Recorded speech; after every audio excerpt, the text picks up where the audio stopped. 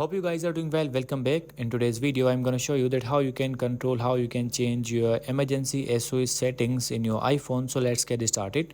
So first of all, what we have to do, simply we have to go to the settings of our phone, and after going to the settings we have to scroll down, and after scrolling down, as you can see, you will be able to get the emergency SOS option. So we have to click on this, and after clicking on this, as you can see, you will be able to see the option like the call with hold and release.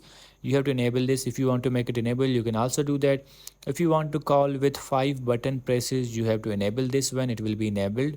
If you want to make it disable, you can also do that, it's up to you. If you want to call quietly, you can also enable this. If you want to set up an emergency contacts in health, you can also do that.